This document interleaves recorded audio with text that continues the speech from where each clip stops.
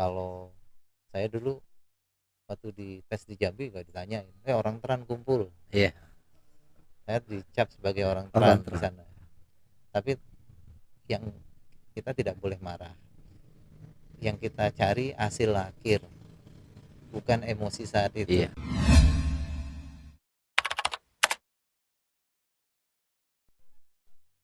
Kolonel Laut Widyo Sasongko. Assalamualaikum, Pak. Waalaikumsalam. Dengan Mas siapa? Saya belum Oh ini. iya, saya Jawir, Pak. Oh ya, Mas Jawir. Oke. Iya, Jawir. Eh, Kapan nyampe ke Tebo? Saya nyampe di Tebo hari Jumat sore. Jumat sore pas buka puasa dari Jambi. Gitu, Mas. Eh, Sekarang jabatan terbaru, ya Pak ya, Iya, saya di saya baru menempati tanggal 10 Maret kemarin serah terima menjadi Komandan Lanal Palembang. itu. Sebelumnya saya dinas di Dinas Penerangan Angkatan Laut. Jabatan saya Kasubdis Penum, Bagian Penerangan penerangan. Umum. Itu Itu untuk angkatan laut, ya, Dinas Penerangan Angkatan Laut. apa penerangan itu ya. Ya, di penerangan saya sudah dari 2019 sebagai Kadispen Kolin Lamil dan Kasubdis Penum, dan sekarang saya jadi Dan Lanal Palembang. Dan lanal itu tingkatannya Pak? Eh, Lanal kelas B itu diisi oleh pejabat yang pangkatnya kolonel. Iya. Itu kalau kelas-kelasnya kalau angkatan darat itu kelasnya. Jabatan eh, jabatan yang sama, yang pangkatnya sama, mungkin itu. Berarti sekelas-kelas kodim lah Pak ya. Ya, Kodim yang dijabat oleh kolonel. Iya, kodim yang dijabat oleh kolonel. Agak aneh Pak. Kalau saya baca kurikulum Bapak ini kan agak aneh. Hidup di Tebo yang nggak ada laut dan jauh juga dari sungai, kan tinggalnya di Rimbo Bujang. Iya. Iya kan? Tapi berkarir di angkatan laut. Iya. Eh, Motivasi. Emang sekolah dulu di mana Pak? Sekolah dulu dah, sekolah saya dulu. SD di sini di Rimbo Bujang Iya.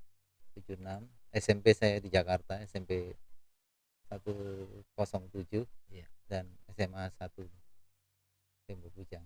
Rimbo Bujang Ya, SMA 1. Terus habis itu merantau. habis itu saya kuliah, terus pernah saya daftar berapa kali, akhirnya saya diterima di tahun 96. Eh, Dulu masih akabri, Iya.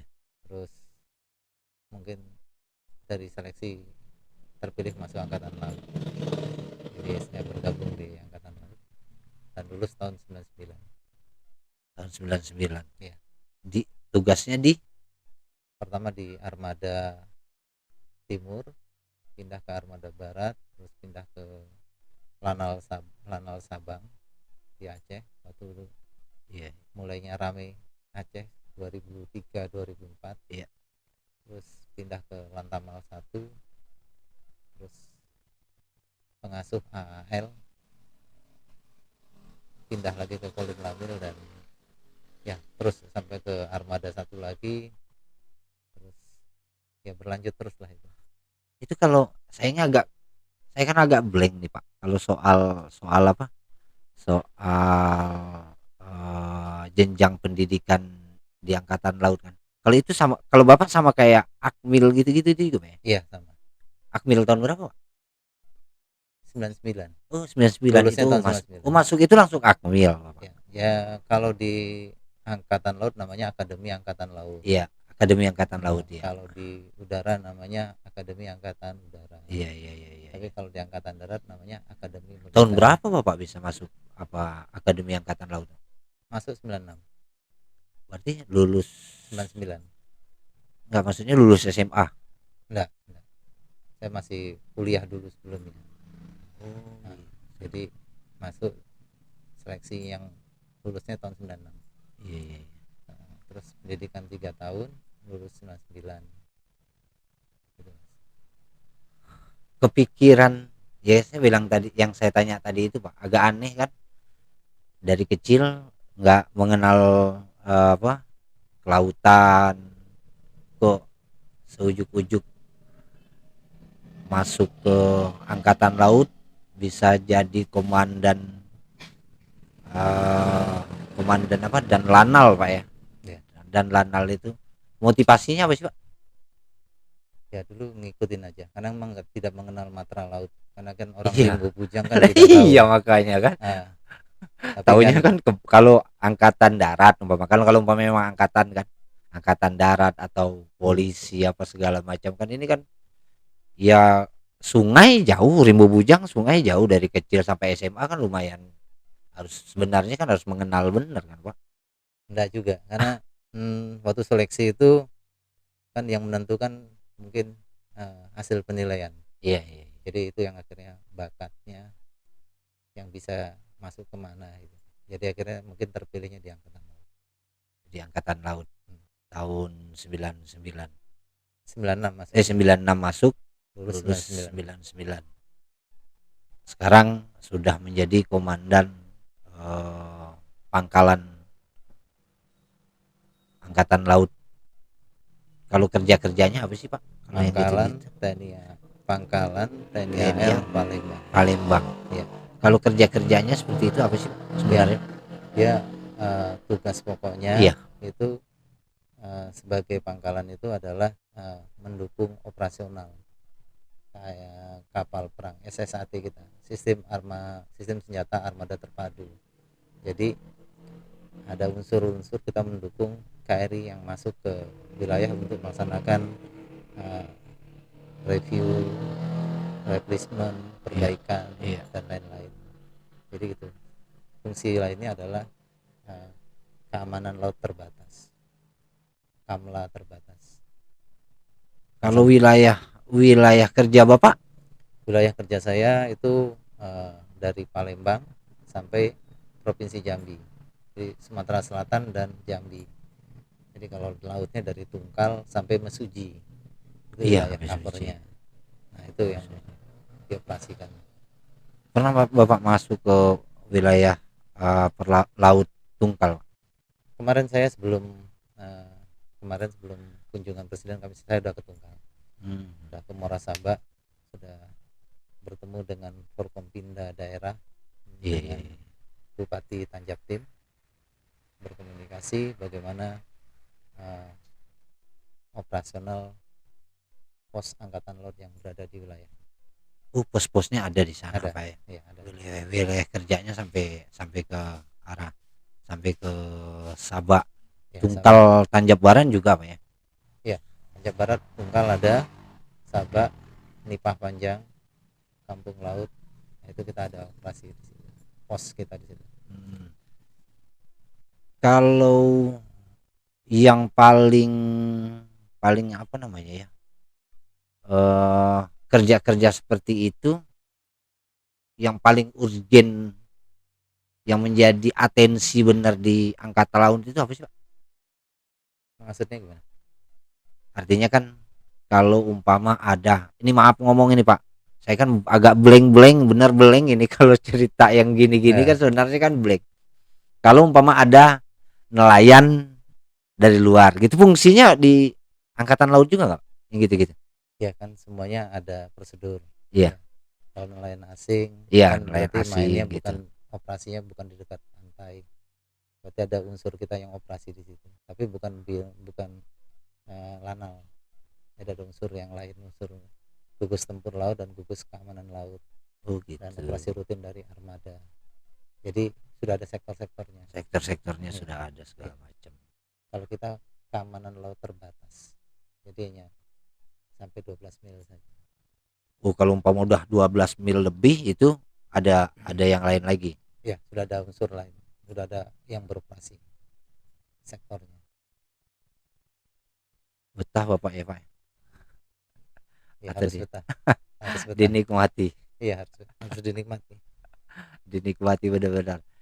Kalau orang Kalau orang Tebo ada nggak sih Pak ngikut?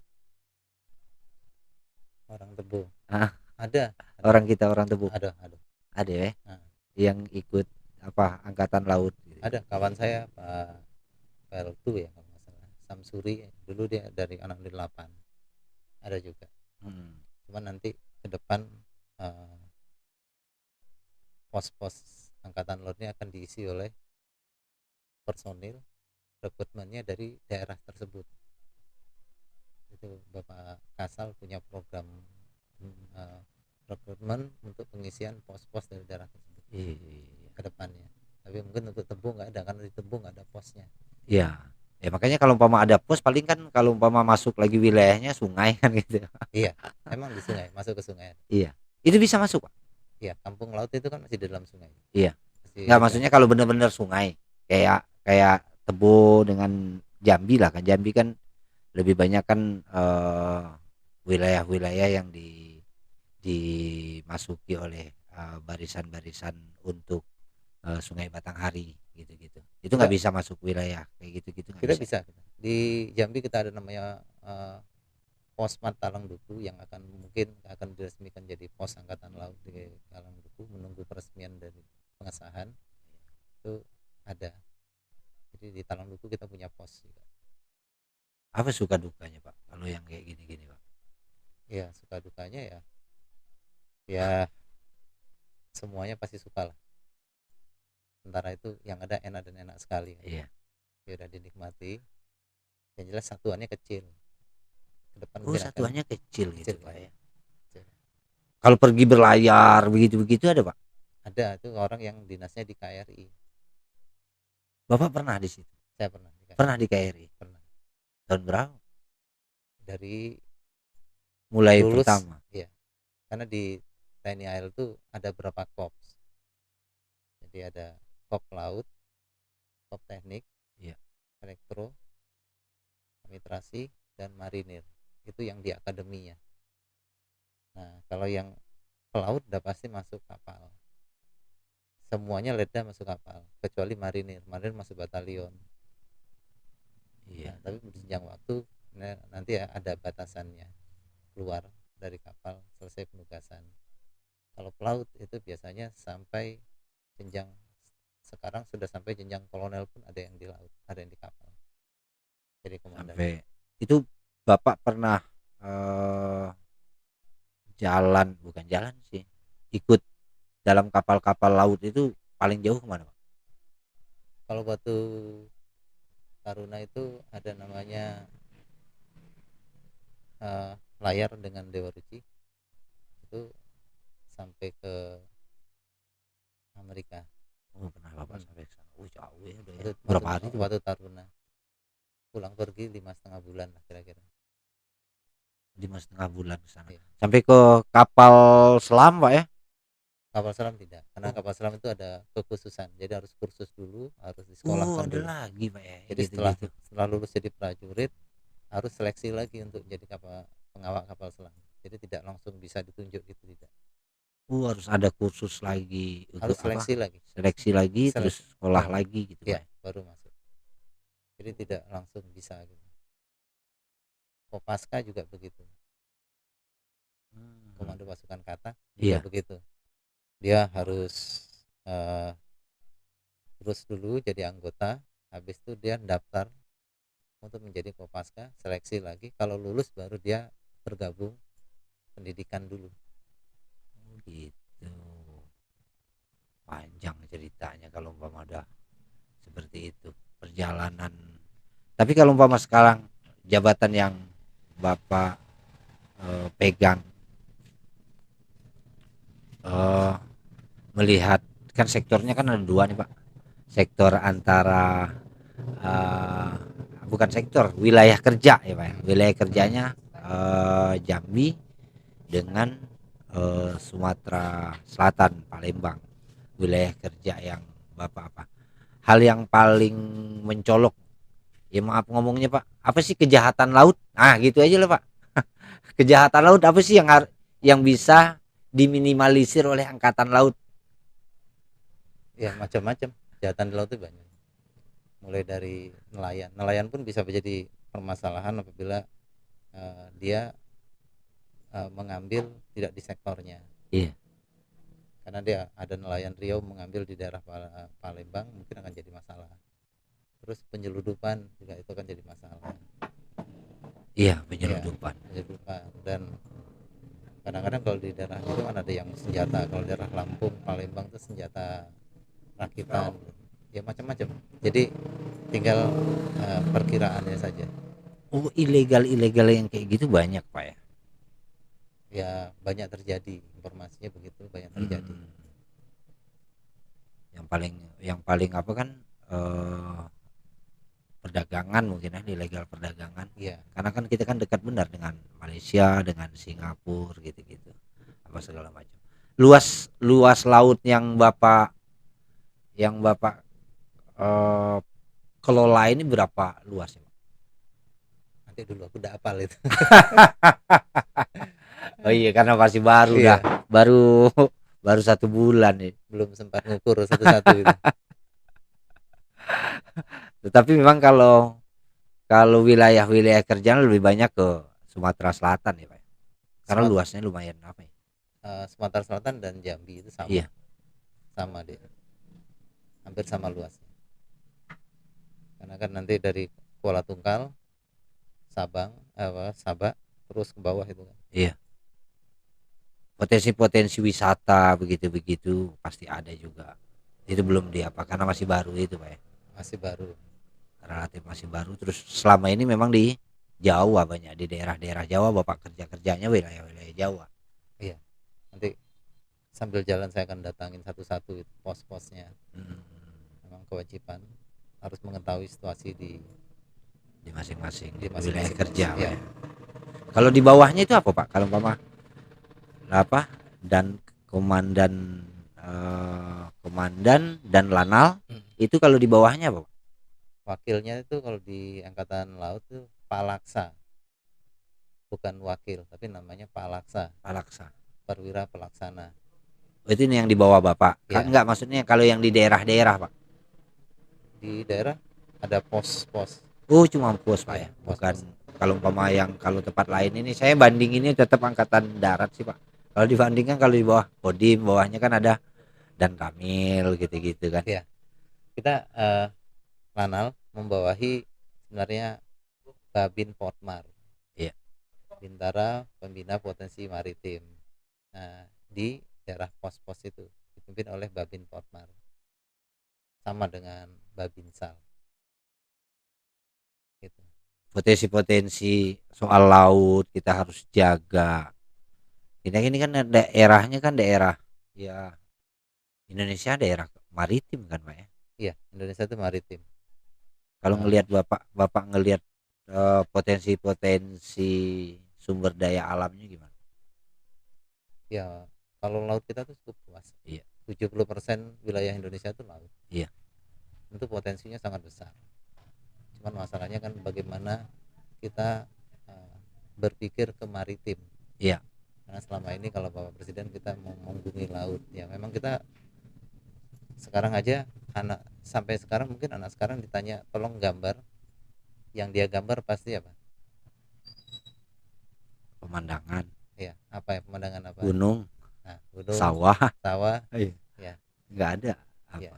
Jadi kan dari indoktrinisasinya dari kecil bahwa kita dilahirkan negara orang agraris. Iya. Tapi lupa juga mungkin kita ini daerah kemaritiman gitu. Nah, itu. Makanya Pak Presiden kan selalu kalau ketika jumpa dengan masyarakat selalu nanyain, sebutkan 7, Pulau. nggak 7 nama ikan. Nah, Nah, gitu-gitu kan mungkin mau mengarahkan ke arah situ kan. ya, sejarahnya ini kalau kita lihat runtut dari belakang, Iya. zaman Sriwijaya, Majapahit, kita tuh unggul di laut. Tuh gitu. Ya, bisa menguasai laut sampai ke negeri seberang. Cuman ketika Belanda menguasai Indonesia, kita dirubah mindsetnya menjadi negara agraris. Itu yang terjadi, sehingga pola pikirnya kita dirubah sekian ratus tahun untuk menjadi negara agraris. arti laut itu bahaya, laut itu Iya. nah pemahaman ini yang akhirnya kita tidak mau lagi melihat laut, padahal di laut itulah nanti sumber daya alam dan yang bisa kita ekspor ke depan. Potensi-potensi yang ada di laut itu kan, Iya, Pak. itu Sekarang mindset itu sudah mulai ke arah-arah sana, Pak. ya, dengan Bapak Jokowi, Iya, Bapak Presiden kita Joko Widodo menyatakan bahwa kita negara maritim, tentu kita sudah harus mindsetnya ke sana. iya. Walaupun sekarang anak-anak sekarang kalau ditanya suruh gambar tetap gambarnya gunung dan jalan dan sawah. Iya, benar benar benar. Benar benar benar. Karena doktrin itu mempengaruhi, Iya. ya dia nggak paham, makanya dia tidak mengerti bahwa berapa jumlah pulau, berapa jumlah lautan dan daratan, Iya. karena dia nggak dipahami bahwa kita itu negara besar, negara maritim besar. Cuman bagaimana kita mengelola maritim ini dengan baik dan kita mencintai maritim dulu, paham dulu. Iya. Nah kalau pahamnya hati-hati dengan laut, hati-hati di laut segalanya, Nah, itu akhirnya harus kita harus dirubah ya. ya kita harus kita rubah ya. Bagaimana bisa laut bisa menjadi teman gitu-gitu. Ya, Apa laut sih, Pak, yang menjadi apa? Yang menjadi hal yang paling penting ketika kita bahwa laut bukan musuh tapi adalah teman. ya kita paham dulu, doktrinasi dari kecil paham bahwa di laut itu adalah potensi besar yang akan bisa kita kelola. Nah pertama didoktrin dulu bahwa kita harus kenal laut, harus mengetahui bahwa di laut itu pun banyak potensi Iya, yang belum tergalikan. baik secara sumber daya manusia maupun secara ilmiah juga Ya, potensi-potensi di laut ya itu sumber semua. daya alam laut itu perlu Iya. kita kelola dengan baik, Mhm. karena kita belum tidak masih belum paham dengan maritim,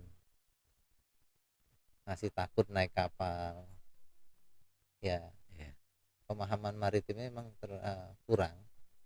Eh, Pengalaman kalau kapal KRI Dewa Ruci Heeh. di luar negeri masuk atau Bima Suci masuk, ketika dia akan open ship warga bisa datang, Iya, itu warga kalau di luar negeri itu sudah antri ingin datang ingin datang. 1 jam sebelum di open ship, Iya, antri untuk masuk. untuk masuk dan melihat. Tapi kalau di Indonesia mungkin yang datang 1 jam mau buka, mungkin belum yang datang 1 atau 2 orang. Itu menandakan bahwa eh, kecintaannya terhadap maritim itu masih kurang. Iya, benar. Upaya-upaya yang harus dilakukan seperti apa? Ya mungkin yang pertama ya dari sekolah dipahamin dulu Terutama dari anak-anak. anak-anak sekarang, generasi sekarang, karena kan kita paham pendekatan tuh berbeda setiap generasi. Nah generasi kita ini kan sudah ada generasi baby boomers, Hmm, generasi milenial, iya, generasi Z, dan sekarang generasi baby Z. iya. Nah, cara pendekatannya pun berbeda untuk memahami itu. Iya, gitu. Potensi-potensi seperti ini kan sebenarnya, iya, makanya saya bilang sama kru, saya bilang eh kita ada dapat apa nih, dapat jadwal bisa bisa ngobrol dengan Bapak. Saya bilang apa, kru bilang bagus itu Bang, dia bilang kan bagus karena orang Rimbo Bujang yang notabene jauh dari laut, ya jangan kan laut, sungai aja jauh kan, jauh dari sini sungai kan. Ada sungai itu Sungai Alai. Kenal juga Sungai Halai, Bapak. Aku pernah mandi di situ. Di jembatan tuh, Pak. Iya, Wah, waduh. sekarang hancur, Pak. Udah hancur sama apa? Sama penambang emas itu, Pak. Udah butek, bener-bener butek, Pak. Kalau Bapak nanti lewat sana, tapi kalau Bapak pulang, mampirin sebentar situ, lihat dari jembatan itu udah butek bener, Pak. Ya karena memang nggak ada konsentrasi. Ya makanya saya bilang tadi berharap memang soal-soal tidak mesti harus di laut, tetapi juga bagaimana juga bisa mengawasi di semacam sungai ini, Pak, karena sungai Jambi lah, Jambi khususnya Sungai Batanghari ini kan menjadi potensi wisata sebenarnya, potensi wisata karena sungai yang terpanjang kan di Sumatera. Setelah itu baru apa Sungai Musi kan. Tetapi sekarang sungai-sungai itu udah nggak kelihatan lagi. Potensi-potensinya pun juga udah sangat kurang. Kalau dulu saya lagi kecil-kecil kita bisa ke apa mandi di sungai begitu begitu kan. Nah, terus orang-orang tua nyuci nyuci pakaian di sungai sekarang nggak bisa lagi pak. Makanya kita berharap memang semacam kekhususan untuk melihat mengawasi sungai-sungai ini karena sungai sekarang hancur oleh penambang emas itu peti itu pak. Ya. Udah nggak bisa lagi. Kalau saya tanya dengan PDAM itu udah penyublingannya udah berapa kali penyublingan sehingga airnya bisa bisa menjadi bagus lagi kan. Mudah-mudahan dengan hal-hal yang seperti ini ya kayak bapak di yang khusus mainnya di air kan gitu-gitu kan ini kan mainnya kan di air nih pak gitu, gitu. Iya. Ya kita kemarin perjalanan dari Jambi ke Rimbo Bujang. Iya. Itu banyak truk lewat. Iya. Konvoy bawa batu bara yang akhirnya memang kemungkinan jalannya pun tidak nyaman. Iya. Ya karena beban overloadnya dari Iya, muatan. benar. Sebenarnya kita punya sungai sebagai alat transportasi. Cuman kita tidak menggunakan sungai ini sebagai alat transportasi. Yaitu sudah jadi pemikiran kepala daerah masing-masing. Ya, padahal dulu itu yang bapak cerita tadi kan padahal dulu kita zaman dulu kerajaan-kerajaan kan lebih banyak menggunakan fasilitas-fasilitas yang ada di sungai atau di laut kan gitu-gitu kan, ya, zaman dulu yang saya lihat dari literasi data itu dari Bangko ke Jambi zaman 50-an itu melalui sungai. Iya. Ya. Jadi sudah jadi transportasi. Cuman dengan adanya jalan orang melupakan sungai. Nah, kalau dengan adanya penambangan ini mungkin ke depan mungkin kepala daerah harus bisa memikirkan memanfaatkan anugerah yang ada dari sungai itu dari Allah dimanfaatkan sebagai alat transportasi sehingga mungkin kerusakan jalan bisa dikurangi ya, dan semuanya itu kembali lagi mungkin harus adakan riset juga. Riset itu yang menentukan bagaimana kegiatan akan dilakukan ke depan. Bapak berharap sekarang ini kan bisa dihitung pakai jari nih kalau angkatan darat balik lagi ke karir yang bapak bapak sekarang di karir bapak ini kan banyak kita ini kan kalau umpama dari Tebo lah khususnya itu kan bisa dihitung pakai jari yang mau masuk ke angkatan laut gitu-gitu kan pak. Iya, tergantung bakatnya. Kita kan nggak bisa memperkirakan dia kan dia punya bakat ingin masuk ke angkatan laut ya, dia akan tes di angkatan laut kalau sekarang. Kalau dulu kan tesnya satu di Ajen. Kalau sekarang kan tesnya ke matra masing-masing. Jadi tapi banyak yang mau daftar gitu banyak pak. Banyak yang mempengaruhi bukan hanya lingkungan tapi juga teknologi mempengaruhi orang. Iya. Teknologi sangat mempengaruhi orang. Apalagi dia nonton, pasti akan mempengaruhi. Ya mudah-mudahan dengan ada podcast ini ada yang berminat untuk mau masuk ke angkatan laut. Ya siapa sangka kan orang yang jauh dari laut bisa jadi komandan dan lanal. Boleh. Karena di Palembang nanti seleksinya di Lanal Palembang untuk Jambi dan Palembang. Begitu. Jadi bisa datang ke Lanal Palembang pas pembukaan, tes, seleksi.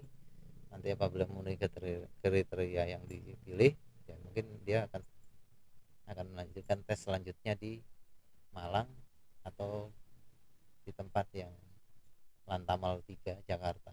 Tes lanjutannya. Apalagi daerah-daerah Sabak kan pak. Iya, daerah Sabak, Tungkal. Ya itu banyak itu.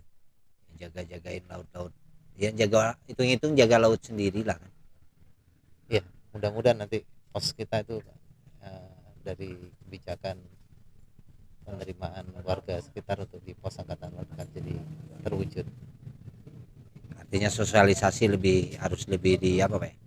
Lebih dikuatkan sosialisasi ke masyarakat tentang potensi maupun eh, potensi maupun bahwa di laut juga kita bisa hidup gitu. Ya Iya, kayak itu tadi membangun mindset itu kan Pak, iya, membangun mindset kepada anak-anak terutama anak-anak SD gitu kan.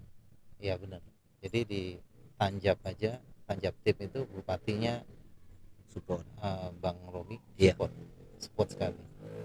Saya udah mengadakan silaturahmi ke Bupati Tanjab, sangat mendukung ke Wali Kota Jambi, Iya Bang Pasha. Bang Sarip Asa, Iya. sangat mendukung. Terus terakhir saya menghadap sama Bapak Gubernur Bang Aris, sangat mendukung akan rekrutmen dari putra daerah Jambi. Jambi punya kapal nggak sih? Jambi ada Patkamla, Apa itu Pak? patroli keamanan laut, eh, panjangnya 16 meteran, itu ada namanya Patkamla Jambi, berada di Jambi. Kalau umpama kalau kapal yang khusus disediain oleh daerah nggak ada Pak? Ya, saya berharap nanti kepala daerah bisa mendukung pengadaan Iya, apa patroli. meningkatkan potensi pendapatan daerah dari laut kan gitu kan. Iya, mungkin Iya. ada bantuan dari kepala daerah mungkin. Tapi jangan main yang ilegal. Enggak, kita kapalnya, pengadaan kapalnya, Ya ngambil ngambil patroli. apa? Ngambil ngambil kan bisa tuh Pak, peningkatan pendapatan daerah mengambil ikan dari laut dia sendiri kan gitu-gitu kan. Kalau itu kewenangan kepala daerah, Iya, kita maksud kita kan nggak gitu. punya kewenangan. Ya maksud saya kan apa namanya?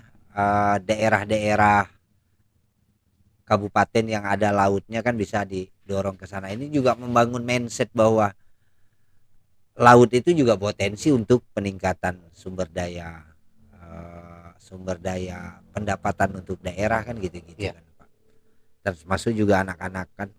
Ya ketika anak-anak liburannya ke melihat kapal gitu-gitu kan. Ini membangun mindset juga seperti itu. iya, itu memang begitu.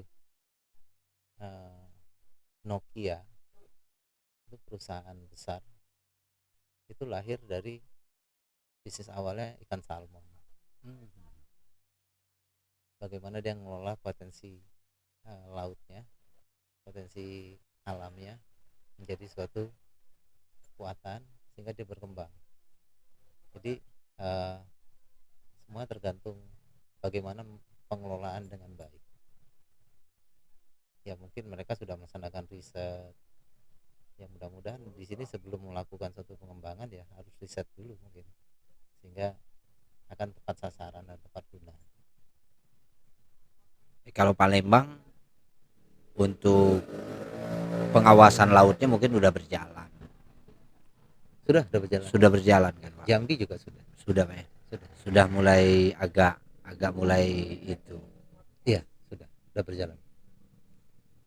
Iya mudah-mudahan lah ke depan Jambi khususnya masyarakat anak-anak muda yang berada di sekitar ya orang yang nggak ada laut aja bisa jadi komandan dan lanal apalagi anak-anak muda yang wilayahnya domisilinya di dekat-dekat laut mungkin bisa mengikuti jejak-jejak bapak kan gitu. Semuanya sekarang itu zaman digital. Informasi itu bisa didapat kapan saja dan di mana saja. Iya. Tinggal motivasi kita untuk mencapai sasaran atau target kita. Zaman digital itu seperti itu. Sekarang nah, tinggal anak-anak kita ini bagaimana uh, berjuang untuk mencapai tujuan. Itu sangat penting. Iya. Dan pasti disupport juga oleh orang tua. Ya, pasti disupport. Keberhasilan seorang anak pasti ada bapak atau ibunya yang mendukung selama itu. Sama dengan saya. Iya. saya berhasil bukan karena usaha saya sendiri, tapi ada doa, Iya. ada perjuangan bapak dan ibu saya juga untuk mencapai ini. Makanya di Rimba Bujang pun yang masuk, kalau yang dari akademinya pertama saya. Iya, Nah, pertama sekali loh. yang kedua adik saya. Itu masuk apa juga angkatan laut juga, Pak? Nah, dia masuk Akpol. Oh, dia kuliah yang Nah, jadi Kapolres. ya Nanti jadi habis lebaran, Pak, ah, jadwalin. ya ya jadi Terakhir Kapolres baru Bondowoso. kita terakhir nanti baru ngobrolnya dengan Bapak. Kok bisa Bapak ini punya anak sukses di darat, laut dan udara gitu. Udara nggak ada. Nggak ada. Udaranya ini nih, ini udah Iya, udara dari ini. ini kan. Ya sukses semua, cucu-cucunya juga sukses. Kemarin saya baru ngobrol, udah bisa ngarang-ngarang buku kelas 5 SD, udah bisa ngarang buku, punya prestasi yang mentereng kayak gini di bidang olahraga. Orang tuanya yang udah doktor, punya potensi apa? Secara akademik, bayangin coba, Pak. Ya kalau umpama ibu, kalau Bu Woro dokter karena memang latar belakang dia pendidikan. Kalau macam yang Pak Dadang, dari dengan aktivitas dia di kepolisian bisa mendapat gelar dokter kan dengan sangat luar biasa, dan itu diturunkan ke anak-anaknya, Iya, itu semua mengarang buku. faktornya motivasi. Iya. Motivasi. Saya juga lagi nunggu tesis juga di S3 Pak. S2. S2. Ya, nunggu tesis, jadwal ujian di STMT Trisakti. Oh, Ya, saya ngambil manajemen transportasi laut. sering pulang ketemu Pak? Jarang. Berarti ini baru udah berapa tahun? Terakhir saya Agustus ke sini karena Agustus kemarin. ya mama meninggal. Iya. Ya, almarhumah meninggal. Iya. Saya datang ke sini dan sempat ikut memakamkan. Oh gitu. Ya ngelihat potensi ngelihat perkembangan tebu. Ya, Sudah bagus. sangat luar Saya biasa. di Tebu ini sudah lama, dari SD jadi sampai SMA tahu Tebu ini, tahu terutama Rimba Bujang. Iya. Jadi memang perkembangannya pesat sekali. Cuman mungkin bagaimana mengelola manajemen yang baik, karena banyak hal mungkin bisa tidak tepat sasaran. Terus perkembangan teknologi juga harus bisa diantisipasi dengan baik. Ya, itu pengalaman. Saya pernah nanya ke perusahaan, dia dalam pengembangan suatu produk pun by riset. Iya. Seharusnya kita juga sudah Harus memulai seperti itu. Iya, by riset. Tidak ada perusahaan yang bergerak tanpa riset. Iya, betul. Produknya. Nah, saya nggak nyebutin perusahaannya, tapi yang jelas saya sudah ngobrol, sudah menerima paparan penjelasan mereka bagaimana dia melaksanakan melahirkan suatu produk sehingga penetrasi suatu produk itu by riset. Sudah masuk di kalangan kepemudaan pemuda hari ini di Kabupaten Tebu. Potensi-potensinya kan sudah, ya sekolah-sekolah sudah mulai banyak. Niat untuk masuk ke melanjutkan jenjang ke universitas juga cukup, antusiasnya juga cukup lumayan bagus, dari tahun ke tahun tuh grafiknya pasti naik terus. Pesan Bapak selaku orang Tebu, punya sekarang menjadi komandan angkatan laut, untuk generasi-generasi penerus kita gimana Pak? Sebenarnya simple saja.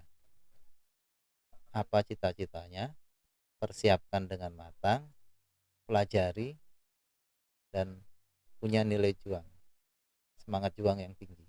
Semangat juang yang paling penting Pak. Jadi kalau kita mau, pasti banyak cara. Tapi kalau kita tidak mau, pasti banyak alasan. Udah pasti itu, ya kan? Nah, semua kan mengalami namanya tantangan. Kalau saya dulu waktu di tes di Jambi gak ditanyain, orang Teran kumpul. Iya. Saya dicap sebagai orang Teran di sana. Tapi yang kita tidak boleh marah. Yang kita cari hasil akhir. bukan emosi saat itu. Iya. Toh yang akhirnya yang ngomong juga nggak masuk kan. Jadi kita harus sabar, capai sasaran, hasil akhir yang nentukan. Walaupun kalau dulu di agen pasti ya namanya orang tren ikut-ikutan daftar nih gitu. Iya. Ya enggak apa-apa. Jadi pusat apa bully ya. Iya, zaman dulu lah biasa lah. Tapi enggak apa-apa, akhirnya tinggal hasil akhir aja yang Termasuk menentukan. dari perjuangan Bapak waktu mengenyam dari SD sampai SMA, jenjang mengenyam pendidikan gitu-gitu, Pak. Iya, Beda memang dengan anak-anak zaman sekarang. ya memang zaman tuh pasti nggak bisa kita elak. Jadi tren zaman dulu sama zaman sekarang nggak bisa kita bandingkan. Kalau kita bandingkan generasi baby boomers Iya, sama generasi milenial pasti nggak akan pernah iya, masuk, nggak pernah kan masuk. Nah, yang ada nanti dulu saya seperti ini dulu, nah, iya, bandingannya dulu gitu loh. Nggak bisa karena beda generasi, tapi pendekatannya per generasi. Nah, sasarannya seperti apa? Sama dengan podcast ini. iya, Nah, kita harus mapping dulu data sasaran kita ke siapa. Terus setelah dasaran dapat baru uh, paketnya kemana nanti iya, arahnya. Nah ini kan tinggal sudah ke badan statistik belum? Nah itu kan ketahuan di sini dari jumlah penduduk. Kan sen marketnya mana? Tebo. Tebo itu ada berapa kecamatan? iya, Nah, dalam kecamatan ketahuan itu generasi yang bisa baca seperti ini sekian, generasi ini sekian. Nah target kita kan ketahuan. Itu namanya strategi. iya, Itu belum riset. Itu masih bertanya. Nah pola-pola ini harus dirubah.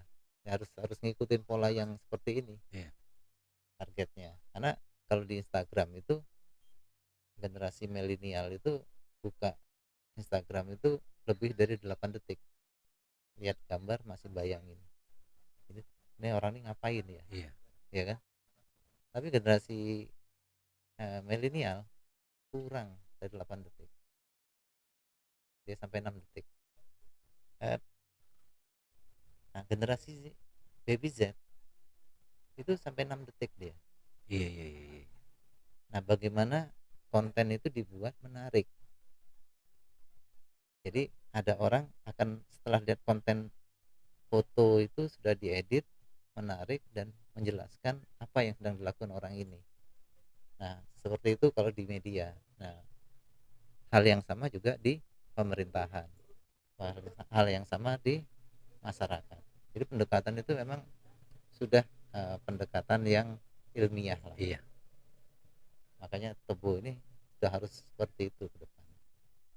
Intinya harus di riset, benar-benar di riset untuk meningkatkan potensinya mau diarahkan kemana kan Iya, gitu. pembangunan itu memang sudah hasil riset, bukan pembangunan hasil perkiraan dan keinginan Iya, yang akhirnya nanti eh, sudah di aspal mubazir. dibikin got Iya, bongkar lagi. mubazir, Nah, bongkar lagi. kan tidak ada perencanaan yang baik. Di kalangan pemuda juga rintangan hambatan-hambatannya, pengaruh-pengaruh itu kan sudah Ya, sangat luar biasa. ya Tebo Pesan Bapak. ya pesannya ya. Rimbo mana benar nyangka, mana nyangka kan Pak, Rimbo ini seperti ini dulu kan? Iya, saya dulu di sini nih tahun 80 ini, Iya, aduh. iya kan? Iya, sekolah yang nggak pakai sepatu kalau hujan. Iya, Kalau hujan nggak pakai sepatu dulu di iya, sini. Ini SD 172 itu kan situ kan. iya. Halang apa, hambatan-hambatan, pengaruh-pengaruh dari luar itu kan menjadi, Kan terus terus motivasi kita itu, motivasi kita harus kuat. harus kuat. Kalau saya mau ingin jadi ini, saya ingin di sini ya harus kuat. Jadi itu yang akhirnya kita jadi lebih matang. Saya kalau di Jakarta waktu kecil ke Jakarta dibilang sama anak tran, anak desa gitu. Tapi itu motivasi saya bahwa saya nggak ingin diperlakukan seperti itu ketika besar nanti. Ya, mungkin saya harus daftar di sini dan orang menilai saya berubah gitu. Dan itu kan harus berlaku dengan Iya, perjuangan, yang harus motivasi yang kuat. benar-benar. Kalau dia punya motivasi apapun pasti ada jalan. Tapi kalau nggak ada motivasi pasti banyak alasan udah. Iya, benar.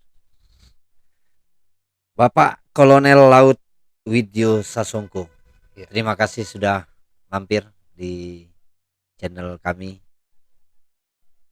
channel saya di podcastnya Bang Jawir.